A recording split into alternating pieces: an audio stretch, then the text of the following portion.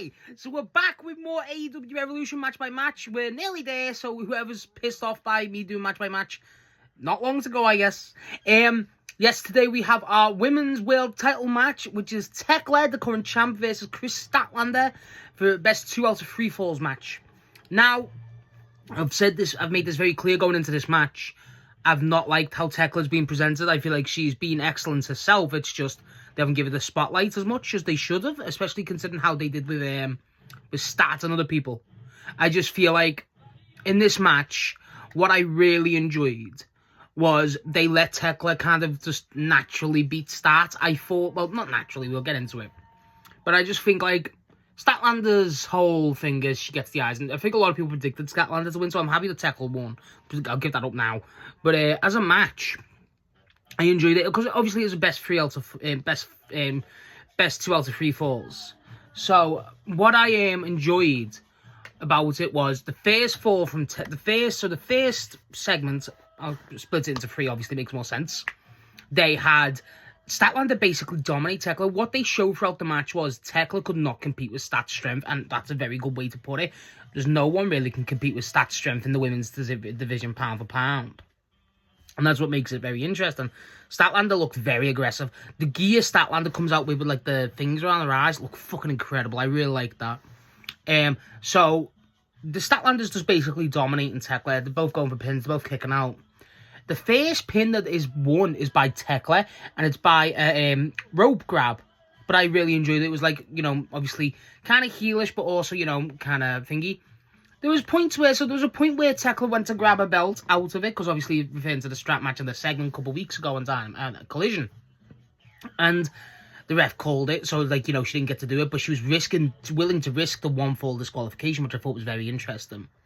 The second fall is where it gets, that's where the match felt the longest, and that's what I feel like was very important. So after the first fall, Thekla basically goes out. I love, by the way, after the first fall, she does a little dance. She goes, first fall for me, Tekla's been doing this little Thekla dance, and I love it. I love Thekla. She moves and she acts like a little kid in a way, and I love it. It's like, it's weirdly unique, where she's so small, but she's got such energy that she just basically, kind of like Rio, where Rio puts every bit of weight into it, so she's kind of just so, like a missile in a way, but in the direction. But Tekla's more like, I don't know how to describe it. She looks wild. It's great. Statlander's obviously the more composed, but she's like pacing back and forth. Okay. Thekla won't get in the ring, so Statlander just goes, fuck out of here, and just kicks her through the ropes. And then there are a lot of pickups. What I enjoyed was, because Tekla's so so light, frankly, compared to Stat, and because she's so small, Statlander does lift Thekla up a lot of the time. So, like, you know, there's a lot of lifts, you know, there's a lot of power bombs and stuff, which I do enjoy, which obviously makes sense for Statlander. For the second fall, there was a point where you think, oh, they're going to do it. I feel like this is where it dragged the most. And there's a lot of points. I think this was during this spot where Statlander gets a lot of lariats, low and high, which I really thought were cool. I thought that was definitely effective. Thekla sells the hell out of them. But as it further goes on, it's like there's a point where, I don't know if it was the second or third fall, Statlander and Thekla, like, Tekla's trying to outstrike Statlander, and Tekla's like, do it. And Statlander's like, come on, do it. And then she just hits her once and goes down. I thought that was very cool. There's a lot of good stuff. The second fall, like I said, is the meatiest. Thekla does a dive. Again, a lot of lariats, a lot of kicks. Tekla's kicks in this are great. She does this, the way she does this, I think this is how she got the pin, actually. So Tekla's got Statlander in this beautiful lock where she's round there. She's basically got her arm locked and the head. Brilliant lock, phenomenal. And Statlander reverses it into Saturday Night Fever, basically a tombstone, and gets the pin. There's a few tombstones by Stat here that were great. I really enjoyed that. So that basically set it up for the second, after the second fall. Tekla's not getting up, and it's like pretending that she's injured. But Statlander's like, come on! So Statlander's fired up, obviously goes for that. The third fall for me is when it gets most interesting. Through a bit of shenanigans, but obviously on its own. Where, as it further goes on with the third fall, so it's just a bit more wild. So there's a point where, you know, it's going on it, and then the main thing is Thekla, so Statlander and Thekla go for it, and then they accidentally hit the ref out, so they pull Turner out of the ring, and they're both looking at him. I was like, oh shit. So they're both all, well, I think Statlander's down at this point. So this is where I was like, what the fuck? Thekla goes out, and she gets, she goes to grab the belt off Paul Turner's, like, actual pants, and I'm like, hey, yo! I was like, what the fuck? And then this is what I mean when she's like a little kid. She's walking around with the belt like that. And she does, like, at the start of the match where she's got her shoulders up. Oh, she's brilliant. I love her. And she begins to go to whip Stat.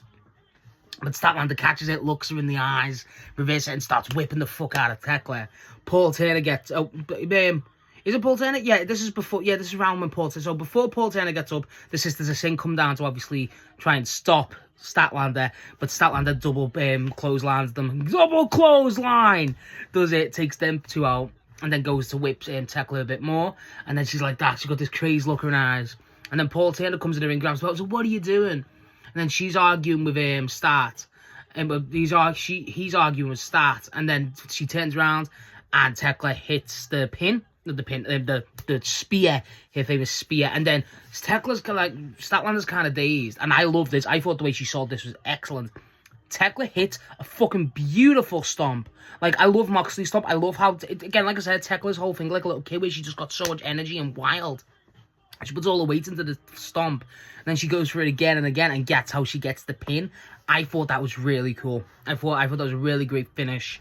I like how after it, like during it, she goes to spit at Start, and I think there's a second vault, and she does. There's a lot of cool spots. That's the main thing. Like, there's a dive spot. There's obviously a lot of clothesline spots, a lot of power bombs. And I think these two just work. They have a natural David versus Goliath-esque thing, but with a bit more difference in character. Again, it's obvious once you give Thekla anything to run with, she's brilliant. She really is one of my favourites on the roster, possibly my favourite. Statlander's one of the best in-ring and women in all of the world, in my opinion. How she moves, how she delivers that weight. Again, like, that was the main thing of the match for me, where Statlander, everything Statlander did was overpowering Thekla. It was just Thekla had a bit... It felt like So Tekla's whole thing is she's, toxic spider. But it felt like, in a way, and it's going to sound like weirdly offensive, and I don't mean it, she's very much like a bug, like an actual spider, where she's so pesky to get rid of, where Statlander's using these big moves, essentially to try and get rid of it, and they're effective, but it just won't die.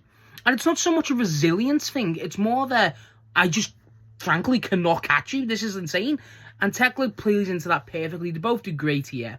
It's a great match. It's similar to the Swerve and Brody match in the sense of where it's not going to be your match of the night, but I don't want it to get slept on. It's a great match. This is what makes this card really good, rather than just, oh, it's a good few matches. It's a really good card because of matches like these. And I think, personally, as a match, I thought it should have went on a bit later. I do. I feel like it should have been either the co-main or the match before the co-main, because it's the women's world title. And don't be wrong, we're in the latter half. I think there's only 4 matches after this, and it was MJF and Hangman were always going to main event. But it just felt like this could have been another match. You know what I mean? I just feel like the placement for this match was a bit big, especially how it does take into account how they've treated Tekla's position and on the card recently, but since being the champ, kind of irks me. But overall, it's a great match. I love Thekla and Statlander spot. We know what this match is going to kind of be like through their history. It's the third time they faced each other 1v1, and it's great. I do like, again, there's so many traditional spots. Tekla's spear is great. Statlander's whole powerbomb lifting is great. Thekla, I love the dodge. I will forever love the dodge where Thekla goes upside down like the spider to dodge a move. I love that. I think the biggest takeaway from this match, well, the two biggest takeaways is, one, what the hell are we going to do with Stat after this? Where do we go? Do we have it still chasing the worlds?